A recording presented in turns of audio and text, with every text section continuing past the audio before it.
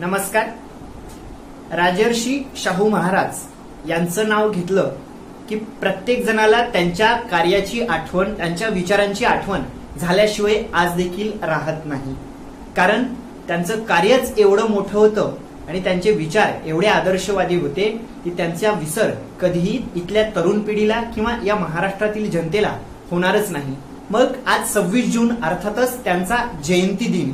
या जयंती दिनानिमित्त आपण त्यांच्याविषयी गौरवोद्गार काढणं हे नक्कीच आपलं कर्तव्य आहे.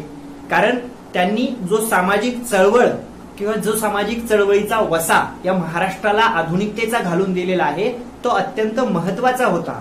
म्हणून आज ते जाऊन 100 वर्ष उलटून गेली तरी देखील त्यांच्याविषयी अनेक ठिकाणी बोललं जातं, लिहिलं जातं, व्याख्यानं होत असतात, पुस्तकं त्यांच्यावर निघत असतात.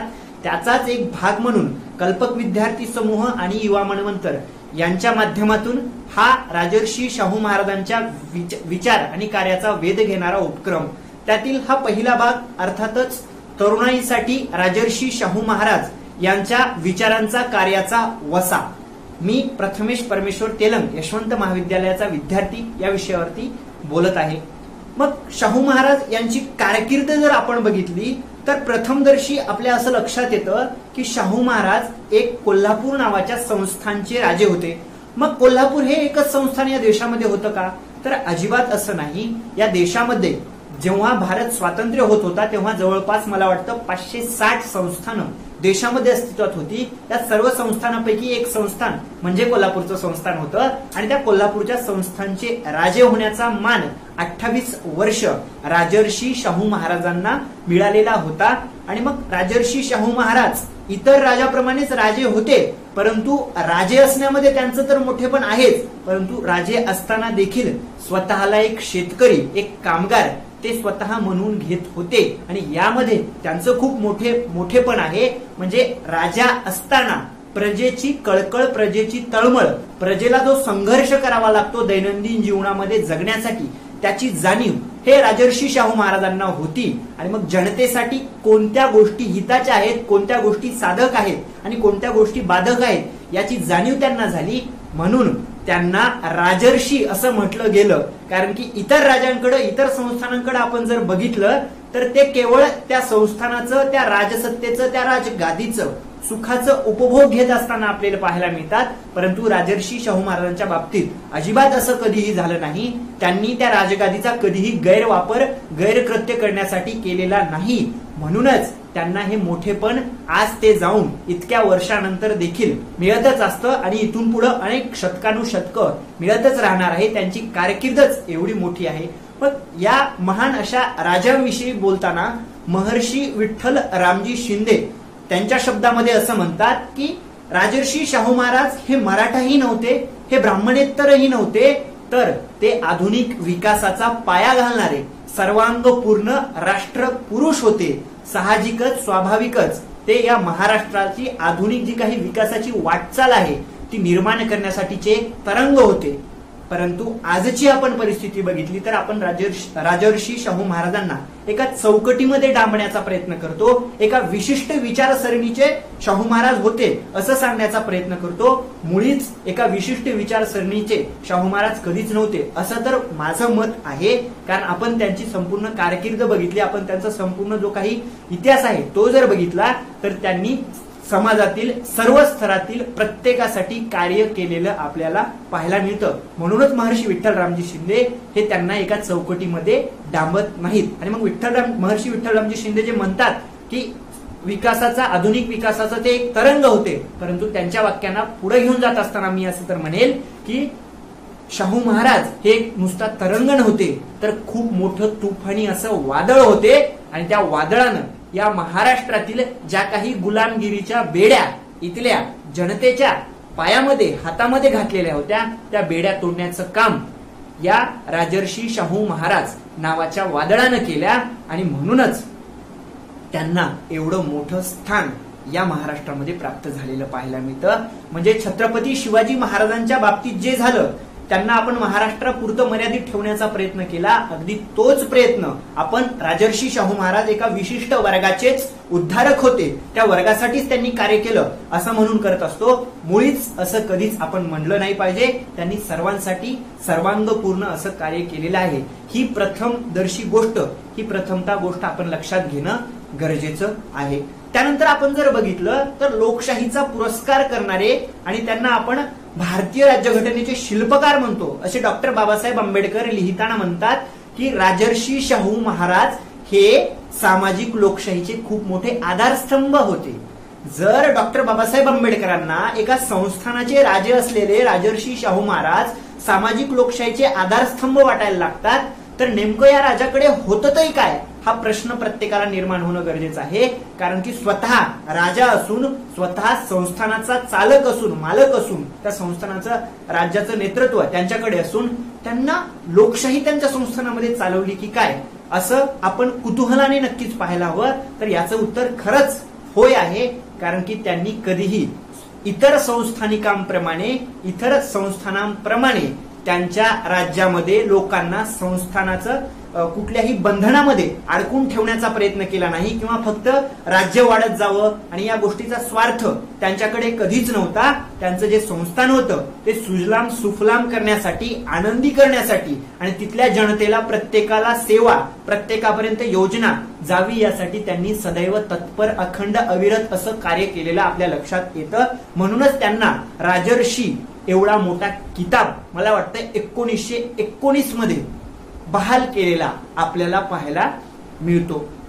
मग शाहू महाराजांची सुरुवात कशी झाली असं जर आपल्यासमोर प्रश्न उभा टाकला तर त्या प्रश्नाचं उत्तर असं आहे, जेव्हा शाहू महाराजांना राज्याभिषेक झाला शाहू महाराजांचा आणि राज्याभिषेक झाल्यानंतर त्यांनी तातडीनं जवळपास 300 जुन्या खटल्यांचा निकाल देऊन टाकला. जुने 300 खटले जे काही अडकून पडलेले होते ते निकाली लावले. एवढंच नाही तर त्यांचे सुरुवातीचे 2 वर्ष आपण जर बघितले तर त्या 2 वर्षामध्ये त्यांनी संस्थानामध्ये जे अमूलाग्र असे बदल घडून आणलेले आहेत, त्या अमूलाग्र असलेल्या बदलामध्येच त्यांना येणाऱ्या काळात कुठल्या कुठल्या गोष्टी करायच्या होत्या याचं आपल्याला प्रथमदर्शी दर्शन व्हायला लागतं. म्हणजे सुरुवातीच्या 2 वर्षात शाहू महाराजांनी काय केलं तर सुरुवातीला त्यांनी जे कोल्हापूर शहर होतं आणि ते रेल्वे स्टेशन होते तेथे शाहूपुरी नावाची वसाहत वसवली. एवढंच नाही तर त्यांनी राजाराम कॉलेजमध्ये पदवीपर्यंत पूर्ण शिक्षण मिळवण्यासाठीची सोय केली. आदिवासी व डोंगराळ भागातील लोकांना राज्याच्या सेवेपासून वंचित राहावं लागायचं, त्यांना राज्याच्या सेवा कशा पोहोचता येतील, त्यांच्यापर्यंत सेवा कशा पोहोचतील याकडे त्यांनी लक्ष दिलं. त्या दुर्गम भागाकडे त्यांनी जास्तीत जास्त लक्ष दिलं. याही पेक्षा छोटी गोष्ट परंतु खूप मोठी गोष्ट, जे अस्पृश्य लोक होते त्यांच्या गुरं जनावरांना चरण्यासाठी जे सरकारी कोल्हापूर संस्थानाची कुर्ण होती ती कुर्ण मोकळी केलेली आपल्याला पाहायला मिळतात. वेठ बिगारीची जी पद्धत होती ती पद्धत देखील शाहू महाराजांनी याच सुरुवातीच्या काही योजनांमध्ये बंद करून टाकलेली देखील आपल्याला पाहायला मिळते.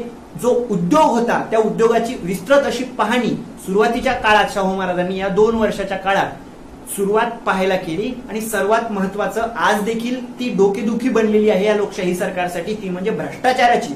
ती शाहू महाराजांच्या कोल्हापूरच्या बांधकाम विभागामध्ये भ्रष्टाचार चालत होता. त्या भ्रष्टाचाराला आळा घालण्याचं काम शाहू महाराजांनी सुरुवातीच्या 2 वर्षामध्ये केलेलं पाहायला मिळतं. म्हणजे सुरुवातीच्या 2 वर्षाच्या त्यांच्या योजना, त्यांचं कार्य आपण जर बघितलं ते एवढी मोठी लांब अशी यादी तयार होते. आणि या सर्व कामाच्या माध्यमातून त्यांनी दाखवून दिलेलं होतं की मी जो रस्ता निवडलाय त्या रस्त्यावर कितीही खाचखळगे आले, कितीही अंधार असला, कितीही मोठे मोठे दगड असले, काहीही आलं, कितीही मोठं संकट आलं तरी मी आता थांबणार नाही. हा रस्ता साफ करेल, हा रस्ता प्रकाशमान करेल आणि इथल्या दिनदुबळ्यांनाच नाही तर सर्व स्तरातील प्रत्येकाला माणूस म्हणून जगण्याचा अधिकार माझ्याच्यानं जिथपर्यंत देणं होईल तिथपर्यंत देण्याचा मी प्रयत्न करेल. आणि त्यांच्या त्या प्रयत्नांना यश देखील पुढे आलेलं पाहायला मिळतं. सुरुवातीच्या 2 वर्षात केलेली कार्य ही येणाऱ्या 26 वर्षात कोणते कोणते कार्य शाहू महाराज करणार आहेत याचेच संकेत होते,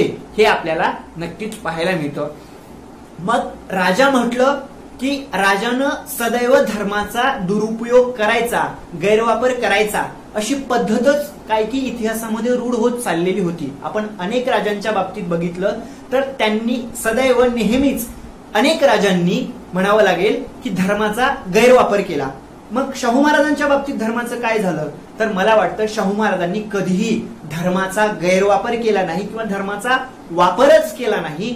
तर शाहू महाराज हे नेहमी प्रत्येक धर्माला समान मानायचे. त्यांचे ख्रिश्चन धर्मावरही तेवढेच प्रेम होते, मुस्लिम धर्मावरही तेवढेच प्रेम होते आणि हिंदू धर्मावर देखील तेवढेच प्रेम होते. हे त्यांच्या वेगवेगळ्या कार्याच्या दाखल्यातून आपल्याला दिसून यायला लागतं. मग एका ठिकाणी वाचण्यात माझ्या असं आलंय की त्यांच्या दरबारामध्ये मुस्लिम व्यक्ती छायाचित्रकार म्हणून होता. अनेक चांगल्या चांगल्या हुद्द्यावर मुस्लिम व्यक्ती होते. मिरजेचे एक डॉक्टर त्यांचे ख्रिश्चन धर्माचे मित्र होते. म्हणजे सर्व धर्मांना समोर घेऊन चालण्याचा आणि सर्व धर्मांना समान ठेवण्याचा त्यांचा जो काही दृष्टिकोन होता त्यांना इतर राजांपेक्षा वेगळा ठरवतो. म्हणजे अनेक राजांनी इतिहासामध्ये धर्माचा गैरवापर केला आणि स्वतःचं राज्य, स्वतःचा स्वार्थ साधून घेतला. परंतु शाहू महाराजांच्या बाबतीत राजा आणि धर्म ही संकल्पना थोडी वेगळी आहे. ते सदैव धर्मनिरपेक्ष होते असंच आपल्याला म्हणावं लागेल. यानंतरचा जर मुद्दा बघितला आपण तर जातीभेदाचा. जातीभेद आणि धर्मभेद हा कधीही करू नये असं शाहू महाराज नेहमी म्हणायचे. मग जातीभेद संपवण्यासाठी त्यांनी काय केलं, तर जातीभेद संपवण्यासाठी त्यांनी साध्यातल्या साध्या गोष्टीपासून सुरुवात केली. ती म्हणजे कशी, तर स्पृश्य आणि अस्पृश्य लोक एकमेकांपासून दुरावलेले होते. समाजामध्ये उतरंडी व्यवस्था अस्तित्वात होती. म्हणजे ब्राह्मण, क्षत्रिय, वैश्य, शूद्र अशी उतरंडी व्यवस्था अस्तित्वात असताना त्यांनी या सर्वांचे समान असं काहीतरी व्हावं, यांच्यातील दूर व्हावा यासाठी स्पृश्य अस्पृश्य लोकांची सहभोजनं देखील घडवून आणल्याचे आपल्याला वेळोवेळी इतिहासामध्ये कोल्हापूर संस्थानानं अर्थातच राजर्षी शाहू महाराजांना केलेलं पाहायला मिळतं. पण ही झाली छोटी गोष्ट.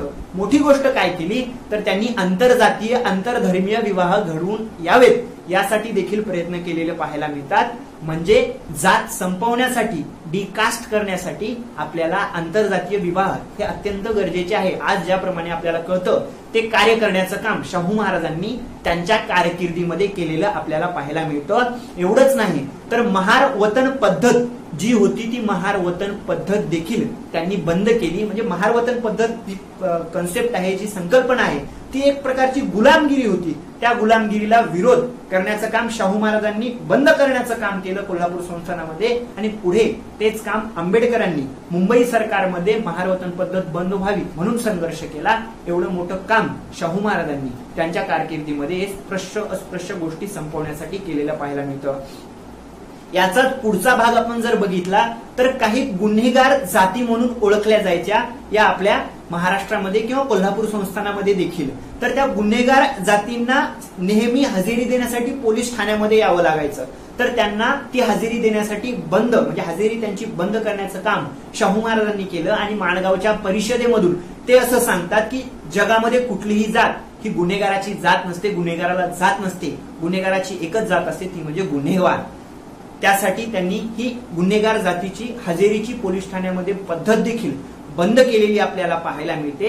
आणि याच अस्पृश्यांचा उद्धार करण्यासाठी, ज्यांना अस्पृश्य समजलं जायचं, त्याचा आणखी एक मोठा दाखला म्हणजे गंगाराम कांबळे नावाच्या व्यक्तीला शाहू महाराजांनी कोल्हापूरमध्ये हॉटेल सुरू करून दिलं. फक्त हॉटेल सुरू करून दिलं नाही तर त्या हॉटेलमध्ये शाहू महाराज स्वतः जात असत, तिथे चहा वगैरे घेत असत, जेणेकरून आम्ही येथे येतोय, येथे बसतोय, त्यांना बोलतोय, त्यांच्या हॉटेलचा चहा वगैरे घेतोय, हा आदर्श शाहू महाराजांनी जनतेला घालून दिला. म्हणजे अस्पृश्यता निर्मूलनासाठी त्यांनी केवळ पावलं उचलली नाहीत तर ते सदैव अस्पृश्यता निर्मूलन करण्यासाठी संघर्ष करत राहिले आणि त्यांना यश आलेलं आपल्याला पाहायला मिळतं. पुढे याच गंगाराम कांबळेंनी शाहू स्मारक त्या कोल्हापूरमध्ये उभं केलेलं देखील आपल्याला पाहायला मिळतं. म्हणजे अस्पृश्य उद्धारासाठी त्यांनी छोट्यातल्या छोट्या गोष्टीपासून ते मोठ्यातल्या मोठ्या गोष्टीपर्यंत पावलं उचलली. याचाच एक दाखला पुढे आपण जर बघितला तर ज्या लोकांना शिक्षण म्हणजे काय माहित नव्हतं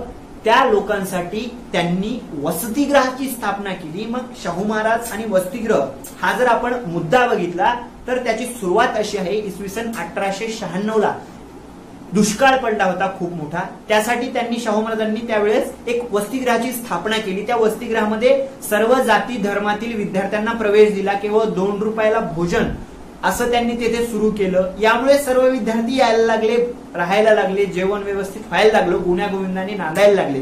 परंतु काही दिवसांनी असं झालं, तिथं देखील स्पृश्य अस्पृश्य त्या गोष्टी कनिष्ठ वरिष्ठ हे चालत राहिलं.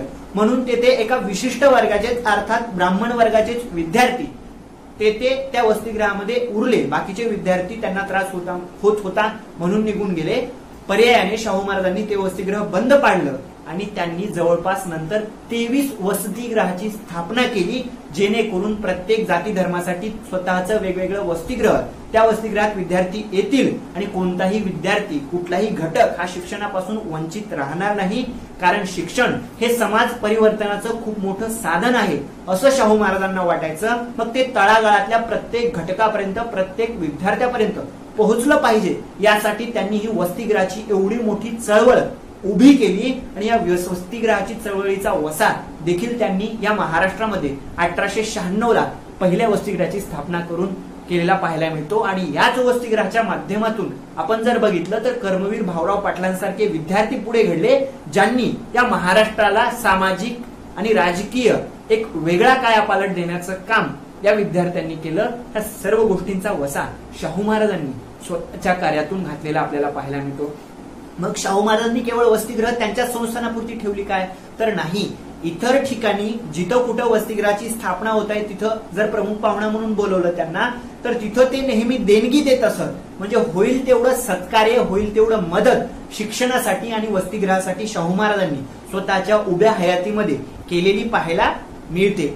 मग शाहू महाराजांनी केवळ उच्च शिक्षणाचा विचार केला काय किंवा वसतिगृहांचाच विचार केला काय, तर अजिबात असं नाही. प्राथमिक शिक्षण देखील तेवढंच महत्वाचं आहे, सक्तीचं आहे, हे शाहू महाराजांच्या लक्षात आलं.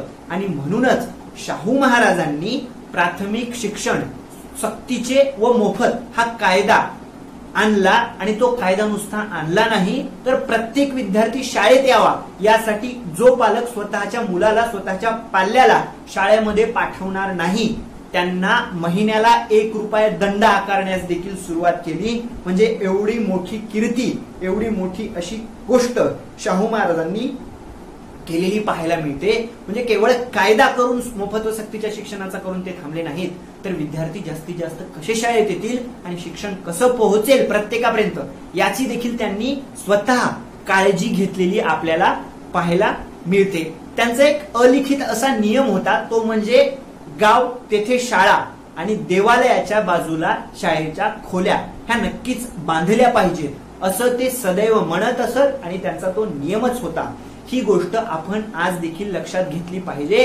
म्हणजे एका गावामध्ये एक देवालय ज्याप्रमाणे महत्वाचं असतं, अगदी तेवढ्याच किमतीचं आणि तेवढ्याच महत्वाचं हे शाळेची बिल्डिंग अर्थात शाळेच्या खोल्या असतात, शाळा असते. ही गोष्ट शाहू महाराजांनी कोल्हापूर संस्थानामध्ये आणि त्यांच्या कारकिर्दीमध्ये दाखवून दिलेली आपल्याला पाहायला मिळते. म्हणूनच त्यांची शिक्षणाविषयीची जी काही जडणघडण आहे कोल्हापूर संस्थानाची, ती तेव्हा खूप मोठ्या प्रमाणामध्ये झालेली आपल्याला पाहायला मिळते. मग शाहू महाराजांनी शिक्षण दिलं, लोकांना सुशिक्षित केलं, एवढ्यावरच शाहू महाराज थांबले का, तर अजिबात नाही. त्यांच्यानंतर पुढची पायरी, पुढचा टप्पा जो होता तो या सर्व लोकांना शिक्षण मिळाल्यानंतर स्वतःचा रोजगार मिळावा, नोकऱ्या मिळाव्या यासाठीचा जो काही टप्पा होता, निर्णायक असा टप्पा होता, तो जर आपण बघितला तर त्याविषयी शाहू महाराजांनी मला वाटतं इसवी सन 1902 मध्ये एक कायदा आणला. तो कायदा म्हणजे आरक्षणाचा, अर्थात राखीव जागांचा. 50% राखीव जागा, नोकऱ्या ह्या शाहू महाराजांनी इसवी सन 1902 मध्ये हा कायदा आणला.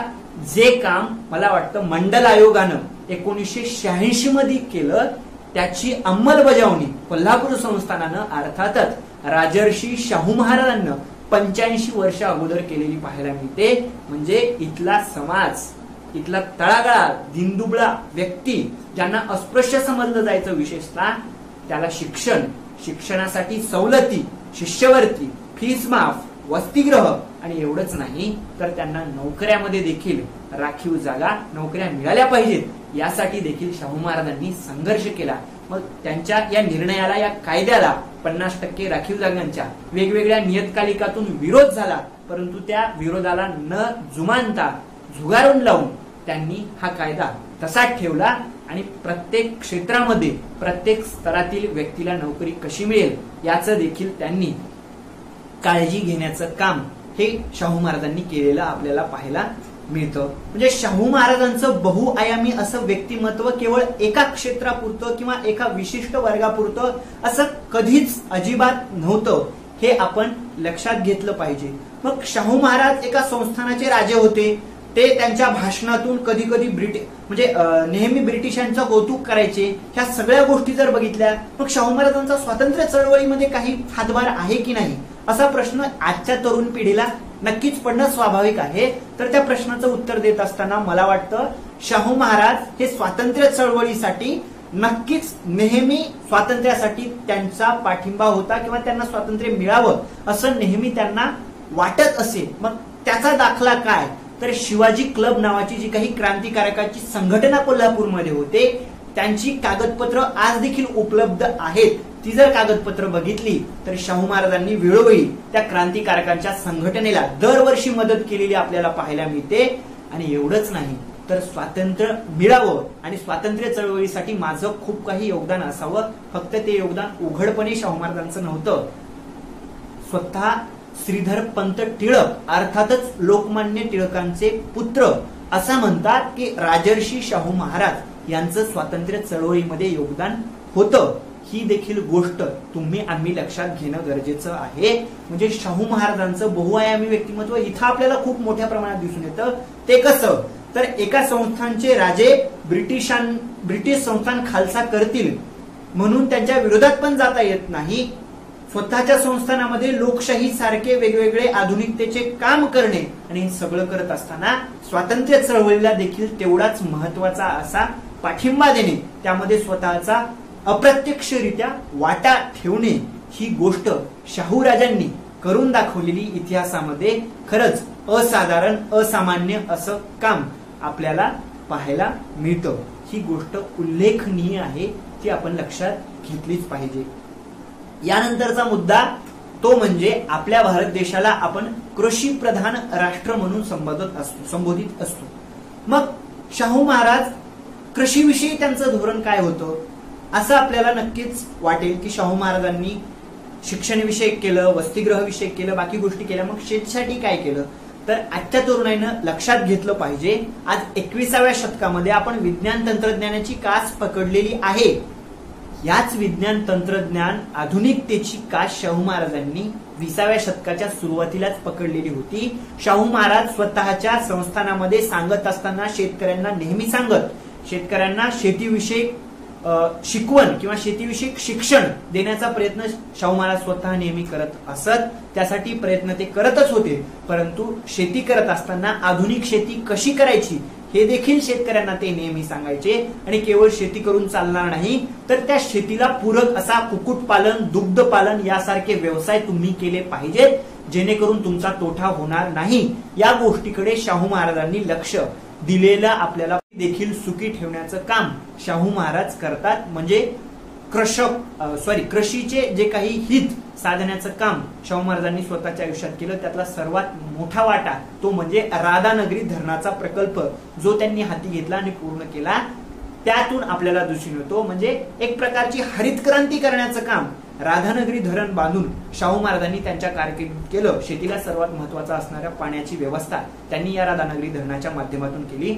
शेतीसाठी महत्वाचा असतो उद्योग आणि सहकार, या दोनही गोष्टीकडे लक्ष देण्याचं काम देखील शाहू महाराजांनी केलं. सहकार जास्तीत जास्त वाढला पाहिजे. सहकारी तत्वावर सूतगिरणीची स्थापना सुरुवातीला शाहू महाराजांनी संस्थानामध्ये शाहू मिलची स्थापना जेव्हा झाली त्या भाषणामध्ये शाहू महाराज म्हणतात ही शाहू मिल सहकारी तत्वावर चालावी. येथील लोकांना रोजगार तर मिळेलच, त्याबरोबरच आपल्या संस्थानामध्ये कच्च्या मालाचे रूपांतर पक्क्या मालामध्ये होत आहे. ही संस्थानाची खूप मोठी बाब आहे. याची जाणीव शाहू महाराजांना होती, कारण शाहू महाराज यांना विज्ञान, तंत्रज्ञान, यंत्र या गोष्टीचं महत्व हे पटलेलं होतं. मग ते महत्व कसं पटलं शाहू महाराजांना आणि त्या विज्ञान तंत्रज्ञानाच्या उद्योगामध्ये आणि इकडं शेतीमध्ये त्यांनी वापर करण्याची प्रेरणा कुठून भेटली हे आपण जर लक्षात घेतलं तर शाहू महाराज जेव्हा जेव्हा युरोप फिरायला जायचे किंवा युरोपमध्ये त्यांचा जो दौरा असायचा तेव्हा ते फक्त युरोप पाहण्यासाठी जात नव्हते, तर तेथे पाश्चिमात्य राष्ट्रांनी त्यांची प्रगती, त्यांचे आधुनिकीकरण कसं केलेलं आहे, ते विज्ञान तंत्रज्ञानाचा वापर कसा करतात, ह्या सगळ्या गोष्टींची बारीक सारीक निरीक्षणं शाहू महाराजांनी केलेली होती आणि ती स्वतःच्या संस्थानामध्ये प्रत्यक्षात अंमलबजावणी त्यांची करण्याचं काम केलेलं होतं. याचं छोटं जर उदाहरण आपण बघितलं तर शाहू महाराज स्वतःच्या संस्थानामध्ये कॉफीचे आणि चहाचे पीक घ्या असं शेतकऱ्यांना सांगायचे. मग हे कुठून आलं तर आसाममध्ये ज्याप्रमाणे चहा पिकवला जातो, केरळमध्ये ज्याप्रमाणे कॉफी पिकवली जाते, हे स्वतःच्या संस्थानात व्हावं, स्वतःच्या संस्थानातील शेतकरी हा धनिक व्हावा, यासाठी शाहू महाराजांनी इतर ठिकाणी जे पाहिलं, जे त्यांनी अनुभवलं, ते स्वतःच्या संस्थानामध्ये अंमलबजावणी करण्याचं काम शाहू महाराजांनी केलेलं आहे. म्हणूनच शाहू महाराज हे इतर राजांपेक्षा सदैव वेगळे राजे ठरतात. त्यांचा वेगळेपणा या माध्यमातून दिसून येतो. मग हा सर्व शेतीचा विषय झाला, उद्योगाचा विषय झाला, सहकाराचा विषय झाला. मग 12 बलुतेदारी पद्धती त्यावेळेस समाजामध्ये अस्तित्वात होती. मग 12 बलुतेदारी पद्धतीविषयी शाहू महाराजांचा दृष्टिकोन काय होता तर 12 बलुतेदारांना बोलत असताना शाहू महाराज नेहमी सांगायचे की तुम्ही कुठलाही व्यवसाय करा, म्हणजे परंपरागतच व्यवसाय 12 बलुतेदारांनी करावा असा कुठलाही नियम त्यांनी ठेवलेला नव्हता. 12 बलुतेदारांना त्यांच्या स्वइच्छेप्रमाणे ज्या व्यवसायामध्ये त्यांना नफा होत आहे तो व्यवसाय त्यांनी केला पाहिजे अशी पद्धत शाहू महाराजांनी घालून दिलेली होती. आणि स्वतःचा व्यवसाय करत असताना मोबदल्यामध्ये केवळ पैसे घ्या असं देखील शाहू महाराजांनी त्या 12 बलुतेदारांना सांगितलेलं होतं. म्हणजे सर्वस्वी प्रत्येक जण कसा रोजगार कमवेल किंवा रोजगार प्रत्येकाला कसा प्राप्त होईल या गोष्टीवर शाहू महाराजांचा नेहमी भर असायचा. ही गोष्ट आपण लक्षात घेणं गरजेचं आहे. एवढंच काय तर एखादा लेखक किंवा एखादं नियतकालिक आर्थिक गोष्टीमुळं अडचणीत येत असेल, आर्थिक गोष्टीची मदत त्या नियतकालिकास, त्या वर्तमानपत्रास, त्या लेखकास करण्याचं काम देखील शाहू महाराजांनी केलेलं आहे. त्यामध्ये केशवराव ठाकरे असतील किंवा कृष्णराव केळुसकर असतील किंवा दिनकरराव जवळकर असतील यासारखे लेखक, विजय मराठा, हंटर, डेक्कन रयत, जागरूक यासारखे नियतकालिक असतील, या सर्व नियतकालिकांना आणि लेखकांना आर्थिक स्थैर्य प्राप्त होण्यासाठी किंवा आर्थिक मदत म्हणून त्यांनी वेळोवेळी मदत केलेली शाहू महाराजांनी आपल्याला पाहायला मिळते. म्हणजे प्रत्येक क्षेत्र समाजाचं आपण जर बघितलं तर त्या प्रत्येक क्षेत्रामध्ये शाहू महाराजांचं योगदान हे शाहू महाराजांनी पूर्णपणे देण्याचा प्रयत्न केलेला आहे. म्हणूनच शाहू महाराजांना बोलत असताना किंवा शाहू महाराजांविषयी बोलत असताना प्लेटोच्या शब्दात मी एवढंच म्हणेल, फिलॉसॉफी किंग होते शाहू महाराज. आणि त्यांनी केवळ उक्ती केली नाही तर त्या प्रत्येक उक्तीला कृतीमध्ये आणण्याचं काम शाहू महाराजांनी केलं. आणि म्हणूनच त्यांना एवढं मोठेपण, एवढं वेगळेपण प्राप्त झालेलं पाहायला मिळतं. आता या सगळ्या गोष्टी झाल्यानंतर सर्वात महत्वाचा घटक समाजाचा तो असतो, ती म्हणजे स्त्री. या स्त्रीसाठी शाहू महाराजांनी काय केलं तर स्त्रीसाठी शाहू महाराजांनी विधवा पुनर्विवाह पद्धती असेल, सतीबंदी पद्धती असेल, स्त्री शिक्षणासाठी पुढाकार असेल, स्वतःच्या घरात असलेल्या विधवा झालेल्या सून इंदुमती राणी यांना त्यांनी शिक्षण दिलं. यासाठी पुढाकार स्वतःच्या घरातून त्यांनी सुरुवात केली आणि पुढे ते जनतेनं स्वीकारलं. याकडे शाहू महाराजांनी लक्ष दिलं. म्हणजे चूल आणि मूल या बंधनामध्ये अडकलेल्या स्त्रीला संरक्षण आणि त्या स्त्रीचा उद्धार करण्याचं काम देखील शाहू महाराजांनी केलेलं स्वतःच्या आयुष्यामध्ये पाहायला मिळतं. शाहू महाराजांचं पूर्ण आयुष्य आपण जर बघितलं तर संघर्ष आहे आणि त्या संघर्षातून त्यांनी इथल्या जनतेचं जीवन फुलवलेलं आहे, उमललेलं आहे. आणि हे जीवन फुलल्यानंतर त्यांनी त्यांच्या भाषणातून आपण जर बघितलं तर समाज हा सामाजिक दृष्ट्या कसा सुधारत असतो हे वेळोवेळी दाखवून दिलेलं शाहू महाराजांनी आपल्याला पाहायला मिळतं. म्हणूनच शाहू महाराज हे इतर संस्थानिकांपेक्षा वेगळे ठरतात. संस्थान चालवत असताना देखील त्या संस्थानामध्ये लोकशाहीच्या ज्या काही गोष्टी आहेत आज अस्तित्वामध्ये, मग शिक्षणापासून ते स्त्रियाच्या संरक्षणापर्यंत सगळ्या गोष्टी शाहू महाराजांनी त्या काळात केल्या. म्हणूनच त्यांचा वेगळेपणा, त्यांच्या त्या विचार आणि कार्याचा वसा तरुणाईनं समजून घेणं गरजेचं आहे. यासारख्या उपक्रमातून तरुणाईला ते समजत आहे, ही नक्कीच मोठी गोष्ट आहे. परंतु याच्याही पलीकडे जाऊन प्रत्येक तरुणानं स्वतः शाहू महाराजांच्या विचारांचा जो काही वसा आहे तो समजून उमजून घेण्याचा प्रयत्न करावा आणि तो नक्कीच आपण कराल एवढीच अपेक्षा, एवढाच आशावाद व्यक्त करतो आणि थांबतो. मनपूर्वक धन्यवाद.